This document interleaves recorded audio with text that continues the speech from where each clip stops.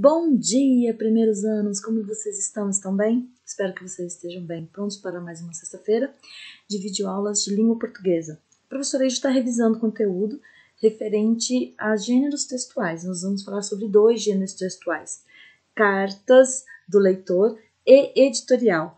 Prontos para mais essa videoaula? Então, por favor, me acompanhe. Nós vamos falar então sobre produção. Eu coloquei aqui como aula 1 porque nós já tratamos dessa aula anteriormente e também falamos sobre ela nas aulas extras online, tá? Então, produção de texto, 4 bimestres, gêneros textuais, carta do leitor e editorial do leitor. E editorial. Então, as páginas vão ali da 36 a 39 e também nós temos lá, retomando a carta do leitor, que está no início da apostila 4, tá? Então, acompanhem lá, por favor. Quando nós falamos de carta do leitor ou de editorial, é muito importante que nós saibamos do que se trata a tipologia textual desses gêneros. Nós estamos falando, então, de um texto argumentativo. E para ter coerência no texto argumentativo, é importante que nós saibamos que num texto, tá, uma ideia ajuda a compreender a outra, para criar um sentido global. Cada uma das partes deve ser relacionada a essa unidade semântica, a essa unidade de sentido. Isso aí é o que? A fala de um linguista chamado José Fiorin, tá? Ele estuda justamente essa parte de produção de texto, de gêneros textuais, e que fala sobre a coerência. Nós temos que, ao nos posicionarmos a favor ou contra, nós temos que apresentar o quê? Nós temos que apresentar argumentos. E quando ele diz assim, num texto uma ideia ajuda a compreender a outra, significa o quê? Eu trago ideias de especialistas, de institutos, de pesquisa, de artigos, justamente para quê? Para fundamentar e para fazer com que eu consiga persuadir o outro. Então, no sentido de quê? De que o meu texto, a minha opinião, a minha tese, ela sim faz sentido, mas que não seja apenas uma falácia, que eu consiga passar que é de confiança as informações que eu estou passando. Então, quando eu falo de coerência no texto argumentativo, nós falamos ainda sobre a fala de José Luiz Fiorin, que a coerência é a relação que se estabelece entre partes do texto, criando uma unidade de sentido. Então, assim, quando se fala em coerência, pensa-se na contradição de sentidos entre passagens do texto, na existência de uma continuidade semântica. Ela é um fator de interpretabilidade do texto, pois ela é que possibilita a atribuição de sentido unitário ao texto, e está relacionada também, portanto, à sua organização. Num texto, uma ideia ajuda a compreender a outra para criar sentido global. Cada uma das partes deve estar relacionada a essa unidade semântica. Unidade semântica significa unidade de sentido, tá certo? Ou seja, um texto que tenha sentido. Então, uma opinião que tenha fundamentação, que apresente para quem vai ler, porque nós sempre que produzimos um texto devemos pensar no nosso público-alvo. Então, um texto argumentativo coerente é aquele que permite a compreensão do leitor sem sobressaltos, que não se desvia do tema tratado, nem se perde em detalhes desnecessários. E os argumentos apresentados são coerentes com a posição defendida e deles decorre necessariamente a conclusão expressa do texto. Ah, tá, professora, você está lendo aí, explicando para a gente, mas por que eu preciso saber argumentar, né? Eu preciso saber aí, e eu vou retomar com vocês, o que seria aí a diferença de assunto e tema. Veja, o assunto é quando eu falo de maneira muito geral, de maneira macro, eu estou falando, por exemplo, da natureza. Quando eu falo da natureza no sentido em si, eu estou falando do assunto natureza. Mas dentro do assunto natureza eu tenho vários temas em que eu posso focar para que eu trabalhe melhor individualmente digamos assim, essa parte que está dentro da natureza. Por exemplo, eu posso falar sobre as queimadas que estão acontecendo agora. Então quer dizer que eu estou tirando do assunto um tema específico para que eu foque ali a minha opinião, certo? E a minha opinião, meu ponto de vista, o ponto que eu defendo, é chamado de tese. Então eu já sei o que é assunto, tema e tese. Tese é o meu posicionamento. é a opinião que eu tenho sobre determinado tema, ok? E o que são argumentos? Argumentos são o quê? São, digamos, citações, são exemplos, são comprovações, fatos que fundamentam o que eu estou dizendo. Ou seja, eu não formei a minha opinião sobre qualquer coisa. Muito pelo contrário. Eu criei essa opinião, eu cheguei a ter essa criticidade sobre fatos estudados, pesquisados, exemplos, ok? Então, vejamos. Gênero carta do leitor. Então, o que é uma carta do leitor? A carta ela tem a sua estrutura, né, própria. Nós temos lá o nome, nós temos nós temos lá o cabeçalho, nós temos o corpo da carta, nós temos a assinatura, a despedida, a assinatura. Uma carta do leitor é um pouquinho diferente, tá? Mas de acordo com essa estrutura que nós temos do gênero carta, a gente pode ter uma ideia de como nós podemos, né, fazer essa carta do leitor. Lembrando o seguinte, que a carta do leitor, ela é justamente para expressar opinião, para fazer um elogio, para discordar de uma posição defendida, para dar uma sugestão, para corrigir informações que nós lemos em determinada revista, ou em determinado blog, ou em determinada, enfim, em qualquer outro veículo, né, de comunicativo. Então, desta forma, eu me posiciono justamente para dar meu ponto de vista sobre o que eu li, né? Para quê, professora? Por que eu preciso fazer isso? Olha, se eu sentir necessidade, às vezes, de fazer uma correção, de fazer um elogio, eu devo me posicionar. Desta forma, eu estou tratando de um texto argumentativo, certo? Então, para eu me posicionar, eu tenho que ter o quê? Eu tenho que ter argumentos. Então, nós vamos estudar no gênero carta do leitor justamente isso. Olha lá, como leitores temos acesso a experiências e ideias expressas pelos autores em seus textos. A temática abordada, as posições defendidas ou questionadas, enfim, o conteúdo desses textos repercute no leitor e, como reflexo, faz com que este adote posições diversas com base nas palavras lidas e em sua própria experiência.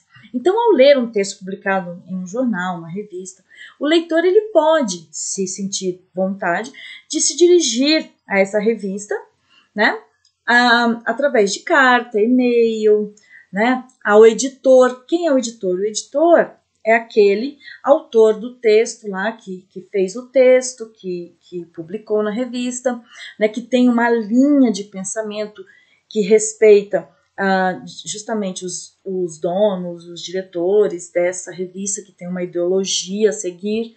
Então, essa carta, esse e-mail, nessa carta do leitor, vai diretamente para o editor, e o editor, dentro da sua linha filosófica, ele vai responder. Quando eu falo linha filosófica, linha de pensamento que segue a instituição que está divulgando essa notícia, essa reportagem, que você, ou no caso aí eu falo você, pelo leitor, está, né, dando seu ponto de vista. Então, a carta do leitor ele é um gênero pertencente ao grupo dos textos argumentativos.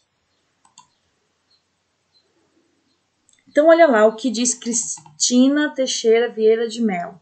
Através das cartas, a redação, no caso aí a redação, a quem produz as notícias, as reportagens, e que coloca assuntos e temas polêmicos, ou temas, né, que fazem parte do nosso cotidiano. Então diz assim, através das cartas à redação, os leitores comuns podem participar do debate público, podem se fazer ouvir, opinar sobre o que está acontecendo nas diversas esferas sociais, podem tomar parte nas discussões de caráter político, econômico e social que estão em foco. A carta à redação transforma-se, portanto, num espaço de discussão, de embate de opiniões. Nas cartas, os leitores defendem ideias, doutrinas, crenças, ou seja, posicionam-se publicamente como sujeitos. Dessa forma, gente, fica claro aqui que aquilo que a professora comentou lá no começo, que é o quê?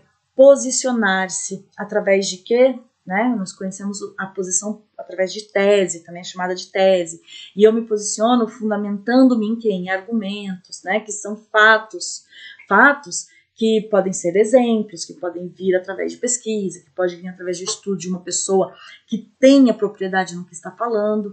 Então, ao ser publicada, a carta do leitor tem 2 interlocutores. Então, veja só, um que é direto e o outro indireto. O leitor ele se dirige ao responsável pela matéria ou publicação, mas em segundo momento, os demais leitores da publicação terão acesso à carta. Então, assim, vai para o editor que produziu o texto, porém, quem vai ler essa carta também são o quê? Os leitores. Então, ele está ali indiretamente participando e digamos assim, lendo, né, o posicionamento de uma pessoa que leu também essa publicação e que quer se posicionar. Então, ao serem publicadas, as cartas são editadas, isto é, o texto original ele é reformulado. A revista Veja, por exemplo, esclarece: por motivos de espaço ou clareza, as cartas poderão ser publicadas resumidamente.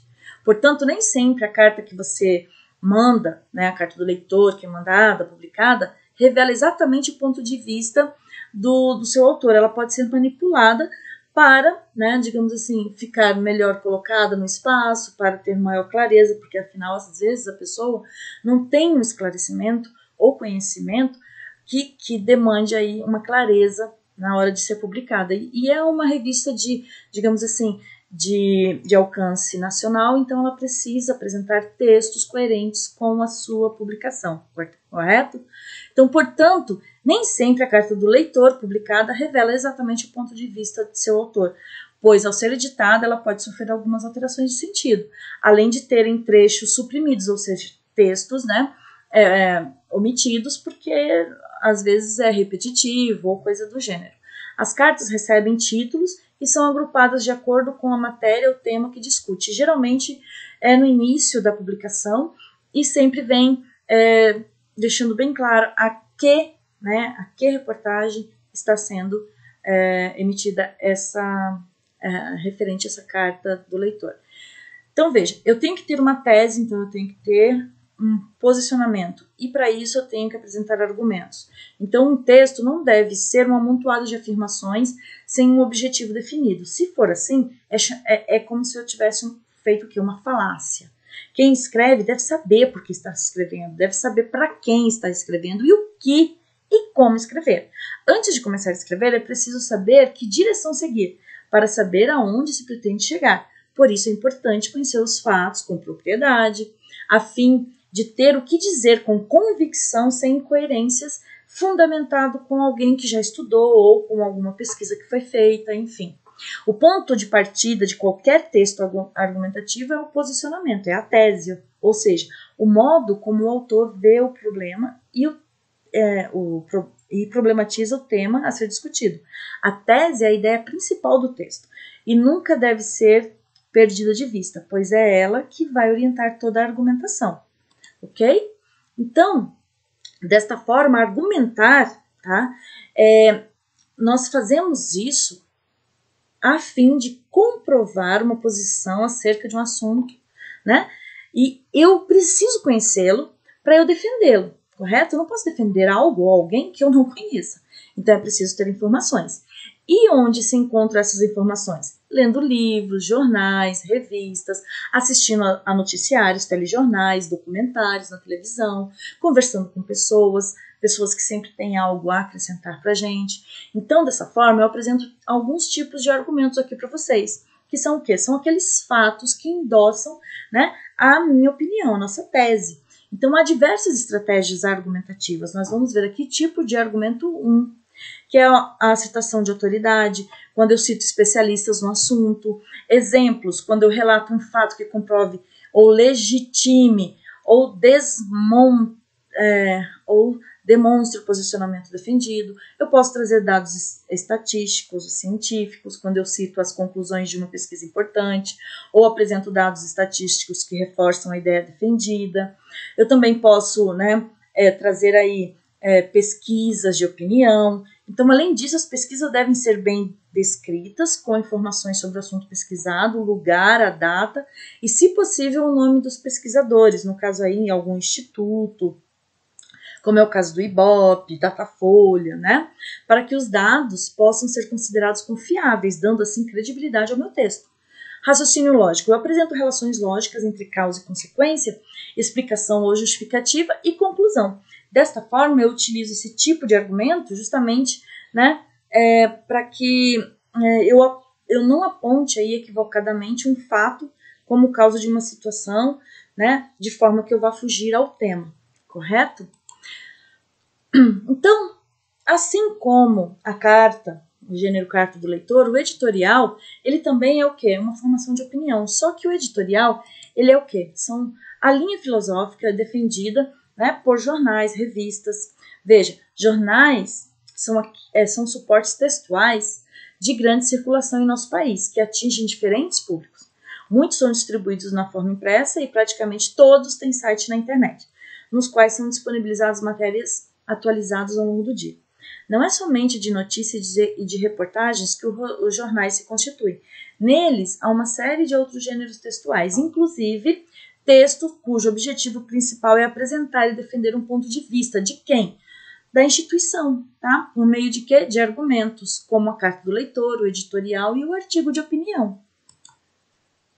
Dessa forma, o editorial ele é um veículo de comunicação. E o que ele faz? Veja, sendo ele um gênero textual da esfera jornalística, em que se exprime um ponto de vista do jornal, tá?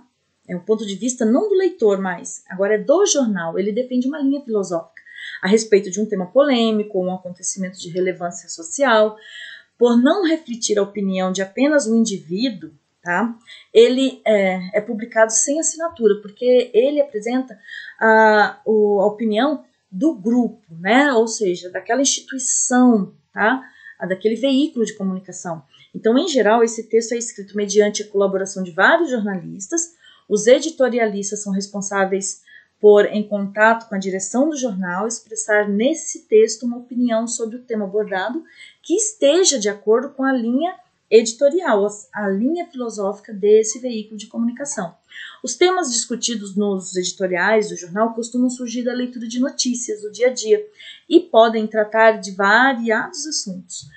Falta de segurança pública, devastação, queimadas, crises na saúde e na educação, corrupção, eleições, questões econômicas, reforma agrária, cultura também, desafios políticos, educação, etc.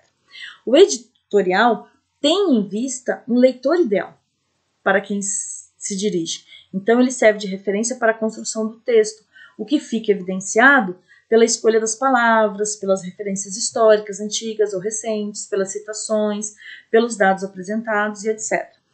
Como todo texto argumentativo, seu objetivo é convencer o leitor a aderir ao posicionamento ali exposto e defendido.